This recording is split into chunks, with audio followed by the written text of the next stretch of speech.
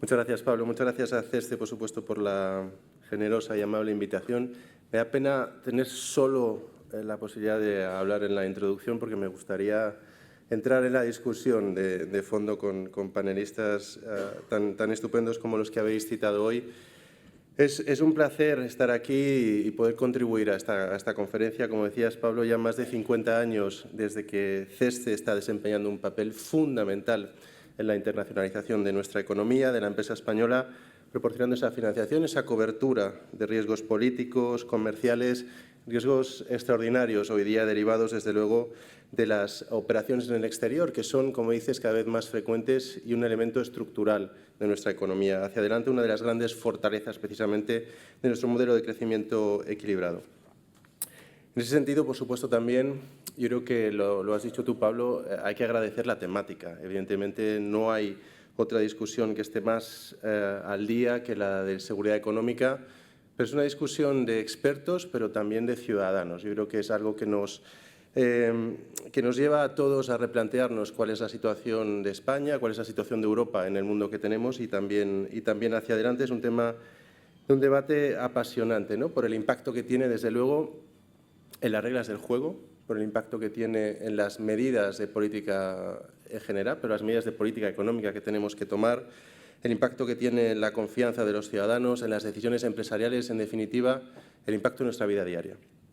En ese sentido, yo creo que somos todos conscientes de que nos estamos poco a poco acostumbrando, y esto ya es mucho decir, a vivir en un mundo con una incertidumbre aumentada, con un día a día en constante cambio y con una economía que se ve cada vez más afectada por los eventos, por los acontecimientos geopolíticos. Alguien decía que la geopolítica le estaba haciendo, era Federico Steinberg, una OPA a la economía, y esto es muy real, es muy cierto. Estamos ante el retorno de la geoeconomía en nuestro mundo. Los efectos, desde luego, de la pandemia nos hicieron, en principio, replantear elementos tan importantes como la concentración en nuestra cadena de suministros. La agresión rusa, la invasión de Ucrania, nos recuerda la importancia de infraestructuras estratégicas. Las recientes discusiones sobre barreras comerciales o los costes de la coerción económica o el proteccionismo nos recuerdan también las potenciales debilidades de las existentes interdependencias entre las grandes economías mundiales. Y si a esto, pues si no fuera poco, le sumamos, además, la incertidumbre provocada por desarrollos tecnológicos cada vez más vertiginosos, aumentadas también por la presencia de redes sociales en nuestro día a día, que ponen en cuestionamiento elementos tan fundamentales como el contrato social, que además dan lugar a polarización, dan lugar a populismos y dan lugar a la erosión de nuestras democracias y a la falta de confianza en nuestras instituciones, estamos ante un escenario de enormes retos. Estamos asistiendo en nuestro día a día a una mutación del orden económico mundial que está poniendo en duda algunos pilares fundamentales que hasta hace poco eran indiscutibles, como un sistema multilateral basado en reglas, como la cooperación internacional o el libre comercio, sin ir más lejos. Y descendiendo al plano europeo, además de estos riesgos tan importantes, tenemos retos propios, retos adicionales, como señalan los recientes informes de Enrico Letta o Mario Draghi, que han lanzado una señal de urgencia acerca de la necesidad de aprovechar el tamaño potencial de nuestro mercado único y también de impulsar nuestra competitividad y nuestra productividad. Este es, sin ir más lejos, el marco en el cual las políticas públicas deben de ser capaces de navegar, es decir, un contexto global incierto y necesidades propias específicas de la Unión, y todo ello en busca, como no, de ese concepto elusivo que es la seguridad económica.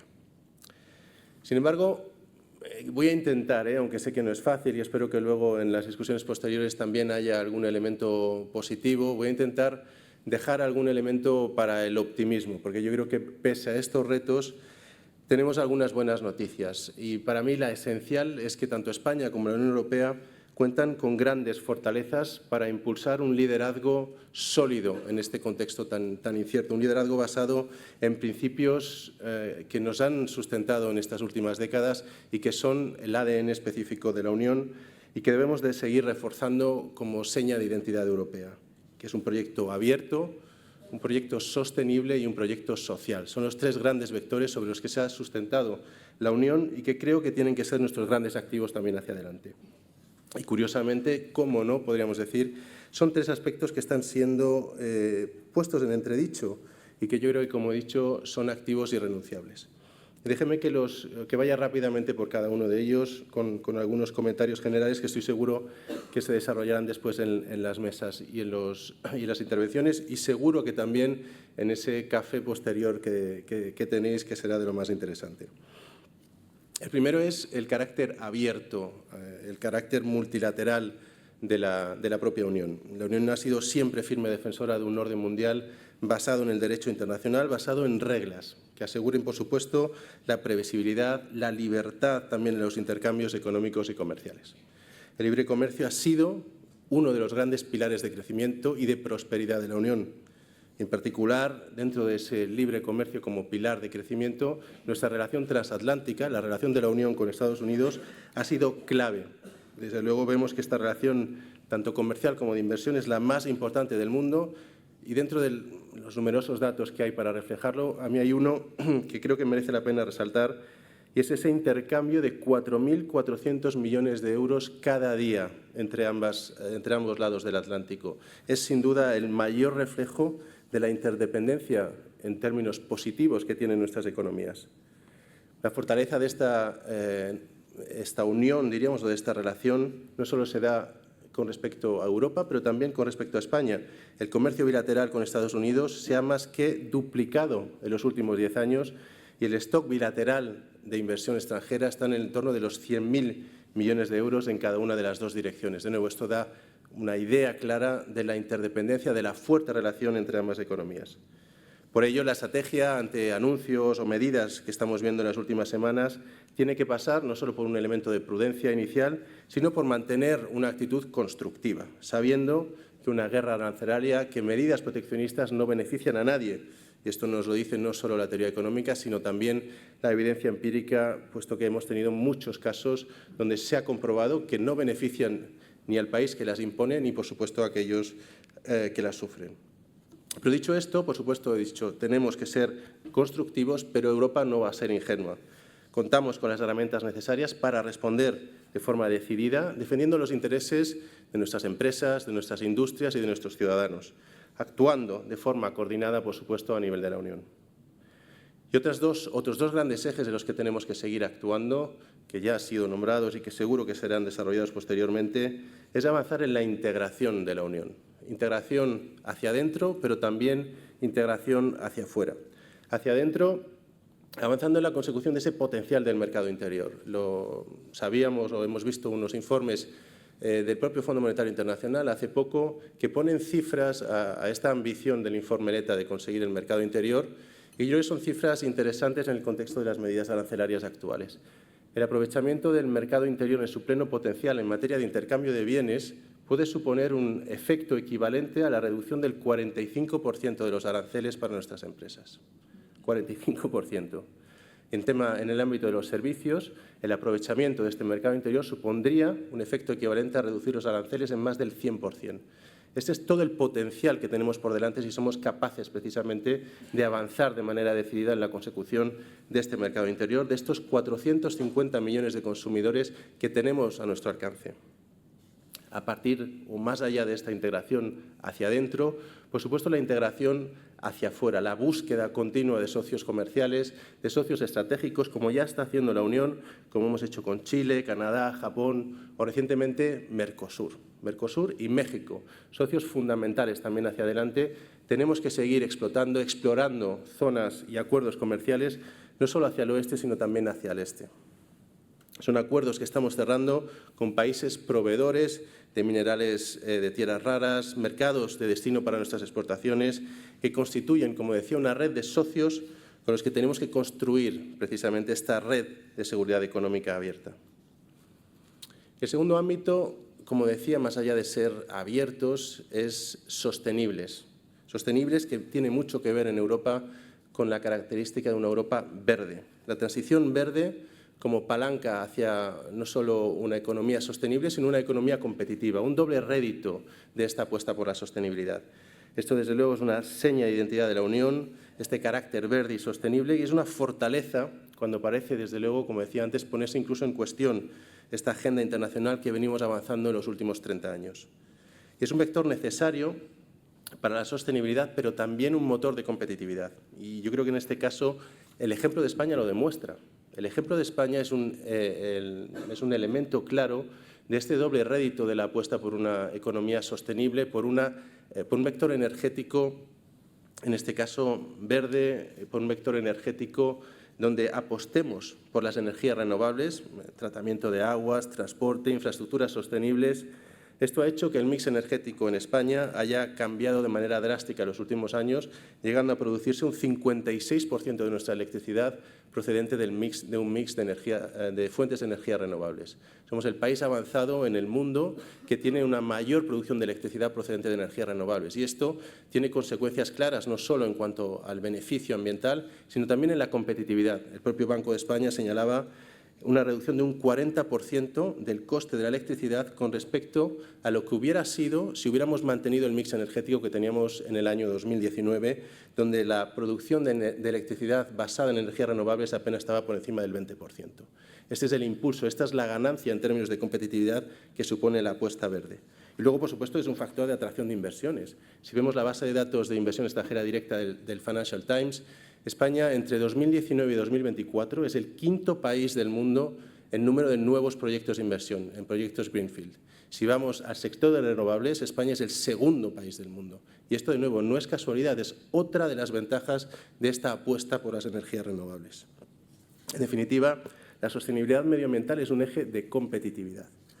La semana pasada, de hecho, la Comisión Europea confirmaba el compromiso de la Unión en este ámbito con el Clean Industrial Deal, que recoge precisamente esa reducción de emisiones del 90% de aquí a 2040. Esta estrategia tiene que servir, como decía antes, también para aprovechar la escala de nuestro mercado único, desarrollando infraestructuras comunes, garantizando un transporte y una distribución eficiente de la energía en nuestro continente para el futuro. Esperamos grandes inversiones en este área en los próximos años. Y hablábamos antes, justo antes de entrar, de los posibles trade-offs que hay hacia adelante en algunos aspectos, en algunas medidas de política económica. Y yo quiero evitar o señalar que tenemos que evitar trasladar mensajes de falsos trade-offs y en este caso me gustaría señalar uno. Podemos avanzar de manera decidida en nuestra agenda verde y a la vez hacer un esfuerzo enorme por simplificar nuestra normativa, por simplificar y reducir la carga administrativa de nuestras empresas y, por tanto, ser más competitivos de manera reforzada, no solo apostando por lo verde, sino además reduciendo, como decía, esas barreras, esas cargas administrativas para nuestras empresas, y ambos elementos son compatibles y pueden hacerse, y esperemos que seamos capaces de hacerlo al mismo tiempo. El tercer vector, y quiero terminar por este porque desde luego no es menos importante que los demás, es el modelo social europeo, que es un modelo a todas luces irrenunciable. Es otro de los grandes activos que forma parte de nuestro ADN, un factor que define el proyecto europeo desde el principio. Es un ángulo que debe entenderse como necesario precisamente para que nuestras políticas, además de ser justas, sean aceptables y, por lo tanto, y esto es muy importante, más sostenibles en el largo plazo. Este es un ángulo que además tiene aún más importancia hoy, dado, como decía al principio, el contexto de cierta desafección con las instituciones y con el modelo democrático en general. Se parecen cuestionarse políticas que estaban tan asentadas como, por supuesto, las políticas de igualdad en las que hemos avanzado tanto en los últimos años. Políticas que se traducen, por ejemplo, en el caso de España, en una mayor presencia de mujeres en puestos directivos y, con ello, en beneficios para nuestra economía, como, por ejemplo, la reducción de la brecha salarial, el mejor aprovechamiento de nuestro capital humano, además mejoras de las oportunidades de conciliación, mayor satisfacción en el entorno laboral, mayor productividad, entre otros. Es decir, solo beneficios para nuestra economía de reducir esta brecha, de avanzar en la agenda de igualdad. Un modelo de defensa del componente social europeo que tiene que llevarnos a discusiones tan importantes como la renovación del contrato social, que tiene que responder a las demandas actuales de los ciudadanos y reforzar la sostenibilidad de nuestro modelo económico. Ambas son interdependientes. Aquí tenemos aportaciones fundamentales como las de Minouche Shafik, que se refiere a dos elementos clave para renovar este contrato social ante estos niveles de incertidumbre tan elevados como tenemos actualmente. La seguridad o confianza y las oportunidades. Seguridad, por ejemplo, en el ámbito laboral, a través de políticas predistributivas, como pueda ser la subida del salario mínimo interprofesional, también con la cobertura de riesgos para los agentes económicos y los ciudadanos, como es el caso del Consorcio de Compensación de Seguros ante Catástrofes Naturales, oportunidades también en el ámbito laboral, con inversiones continuas en formación, en competencias orientadas a esos nuevos requisitos que están siendo cada vez más demandados por las empresas, a esa necesidad de formación continua que vamos a tener en las próximas décadas. Y termino ya, una vez resaltados esos tres grandes activos que tenemos que seguir fomentando, simplemente poniendo sobre la mesa dos grandes retos que tenemos que enfrentar desde el punto de vista de la Unión. El cómo proveernos de los bienes públicos europeos necesarios hacia adelante y también cómo ser ágiles en materia de gobernanza. En cuanto a los bienes públicos, desde luego hemos tenido en las últimas semanas, seguimos teniendo una discusión clara con respecto al ámbito de defensa. Dentro del ámbito también del marco de la seguridad económica, nos está exigiendo una reflexión acelerada sobre cómo dar respuesta precisamente a esta necesidad que nos apremia. Tenemos algunas estimaciones de algunos institutos, como Bruegel, por ejemplo, que habla de la necesidad de aumentar el gasto en unos 250.000 millones al año a nivel europeo en los próximos años. Y el gran debate, por supuesto, es cómo hacerlo, cómo conseguir desarrollar estas capacidades a nivel europeo. Y déjeme que deje simplemente cuatro claves desde mi punto de vista. El primero es la necesidad de tener una planificación coordinada. Es fundamental que no se trate simplemente de aumentar en modo nicho a nivel nacional el gasto por parte de cada uno de los Estados miembros, sino que tengamos una visión de conjunto, que se identifiquen las necesidades, las capacidades a desarrollar para contar con un adecuado sistema de defensa paneuropeo. Es decir, que se avance en cuanto a la eficiencia del gasto a nivel continental. En segundo lugar, necesitamos una visión estratégica en cuanto al desarrollo necesario de la industria de defensa en suelo europeo. En paralelo al esfuerzo común de financiación y de inversión, tenemos que seguir reduciendo nuestras dependencias y esto contribuirá también a aumentar el crecimiento, aumentar la productividad, las capacidades y generando externalidades positivas para el conjunto de la Unión. El tercer punto tiene que ver con la financiación, la necesidad de desarrollar una red de seguridad financiera a nivel europeo para proveer la defensa como bien público, pero también el resto de bienes públicos necesarios.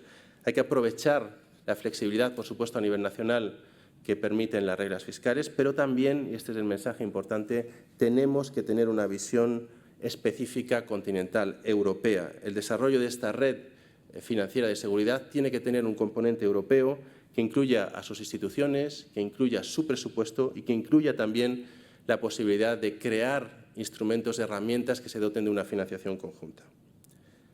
Y el cuarto elemento, que también es importantísimo, es no ceñirnos al concepto de defensa más tradicional o más estricto. Tenemos que ampliarlo al concepto de seguridad económica, que va mucho más allá. El concepto de seguridad económica que tiene que incluir elementos esenciales como, por supuesto, las interconexiones energéticas, desarrollo de infraestructuras críticas o también desarrollo de capacidades digitales en materia de capacidad computacional, soluciones de inteligencia artificial y un largo etcétera, porque estos son solo unos pequeños ejemplos. Tenemos, a través del ámbito de defensa y de esta discusión, una oportunidad de reforzar la arquitectura financiera europea y con ello contribuir de manera estructural, y esto es importantísimo, al desarrollo de una verdadera dimensión de seguridad económica en la Unión. Y el segundo punto, el segundo reto es el de la gobernanza. Es un reto que se ejemplifica también muy bien con la discusión sobre defensa. Normalmente sabemos que la realidad en cuanto al horizonte en materia de toma de decisiones de la Unión no tiende a ser precisamente rápida o ágil. Draghi en su informe señalaba que normalmente nos lleva 19 meses adoptar un acto legislativo y a esto hay que añadirle siempre que nos pongamos de acuerdo en cuál es la vía por la que avanzar. Se trata, por lo tanto, de un modelo que tiene que adaptarse a la creciente complejidad y a la urgencia de las medidas que son necesarias tomar.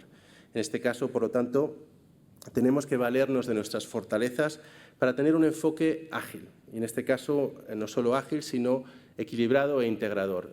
Se oye mucho y yo creo que es otra de las grandes palabras o de los grandes conceptos que se están desarrollando, el de las coalition of the willing, ¿no? La coalición o las coaliciones de países que quieren avanzar de manera voluntaria, de forma más rápida, en proyectos integradores que sirvan, diríamos, de acicate para que el resto de países sigan de una manera equilibrada y sigan también este proyecto, estos procesos integradores para hacerlos escalables al resto de la Unión, a los 27.